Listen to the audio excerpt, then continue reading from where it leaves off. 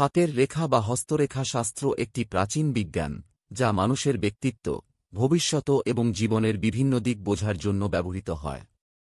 যদিও এটি সঠিক বৈজ্ঞানিক প্রমাণের ভিত্তি নেই, তবে প্রাচীনকাল থেকে এর প্রতি মানুষের আগ্রহ রয়েছে। হস্তরেখায় ধন, স্বাস্থ্য, সম্পর্ক এবং জীবনের অন্যান্য দিক সম্পর্কে বিভিন্ন রেখার মাধ্যমে তথ্য পাওয়া যায়। ধনী হওয়ার জন্য কিছু বিশেষ হাতের রেখা বা চিহ্নের উল্লেখ করা হয়েছে। তবে এটি মনে রাখতে হবে যে জীবনে সফলতা এবং ধনসম্পত্তি অর্জন শুধুমাত্র হাতের রেখার ওপর নির্ভরশীল নয়, কঠোর পরিশ্রম, সঠিক মনোভাব, সুযোগ এবং পরিবেশও গুরুত্বপূর্ণ ভূমিকা পালন করে। এখানে কিছু হাতের রেখা ও চিহ্ন উল্লেখ করা হল যা হস্তরেখাবিদদের মতে ধনী হওয়ার সম্ভাবনা প্রদর্শন করতে পারে। ১. ধনরেখা। ধনরেখা এমন একটি রেখা যা সাধারণত হাতের তলায়, আঙ্গুলের নিচে দেখা যায়। এটি যদি পরিষ্কার এবং গভীরভাবে থাকে, তবে এটি ধনসম্পত্তি লাভের ইঙ্গিত দিতে পারে। এই রেখা যদি আপনার হাতে থাকে, তাহলে এটি একটি ইতিবাচক চিহ্ন হিসেবে ধরা হয়। ২. সৌভাগ্য রেখা। এই রেখাটি সাধারণত হাতে মাঝখানে চলে এবং জীবনের পথে ভাগ্য ও সাফল্য নির্দেশ করে। যদি এই রেখাটি শক্তিশালী এবং সোজা থাকে, তাহলে এটি জীবনে সফলতা এবং আর্থিক সাফল্যের সম্ভাবনা বাড়াতে পারে। এমনকি কিছু বিশেষ ব্যক্তির হাতে এই রেখা উজ্জ্বল এবং গভীরভাবে দেখা যায়, যা তাদের বড় সম্পত্তির মালিক হতে সহায়ক হয়। ৩. আঙুলের রেখা। হাতের আঙুল এবং এর নকশা অনেক কিছু বলে দেয়।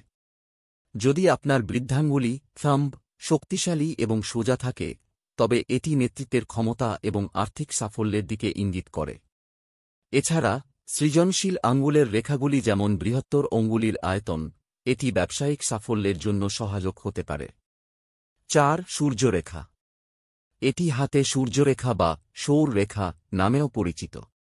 সূর্যরেখা যদি স্পষ্ট এবং পরিষ্কার থাকে, তাহলে এটি জীবনে সৃজনশীলতা, শিল্প এবং আর্থিক সাফল্য অর্জনের সম্ভাবনা নির্দেশ করে।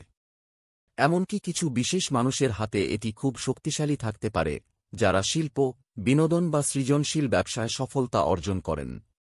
৫. জীবনরেখা। জীবনরেখা যদিও সাধারণত স্বাস্থ্য ও জীবনকাল সম্পর্কে তথ্য দেয়, তবে এটি আপনার শক্তি, পরিশ্রম এবং দৃষ্টিভঙ্গি কেমন তা বুঝতেও সাহায্য করে। যদি এটি সোজা এবং পরিষ্কার থাকে, তবে এটি আপনাকে দীর্ঘ জীবন ও সফলতা অর্জনের জন্য সহায়ক হতে পারে। ৬. দ্বিতীয় রেখা। আপনার হাতের উপর আরও কিছু ছোটখাটো রেখা থাকতে পারে, যেমন হৃদয়ের রেখা বা বুদ্ধিমত্তা রেখা, যেগুলি আরও বিস্তারিতভাবে জীবনযাত্রার নানা দিক চিহ্নিত করতে পারে। তবে এই রেখাগুলির শক্তি এবং গভীরতা কিছুটা ব্যক্তিগত অভ্যস্ততা বা মানসিকতাকেও প্রতিফলিত করে, যা ধনসম্পত্তির ক্ষেত্রে সহায়ক হতে পারে। ৭. উচ্চতর মাউন্ট। হাতের পাম বা মাউন্টগুলি, যেমন mount of Mangal, mount of Venus, mount of Chandra, যদি উঁচু এবং মসৃণ হয়, তাহলে তা ধনসম্পত্তি অর্জনের একটি সঠিক চিহ্ন হতে পারে।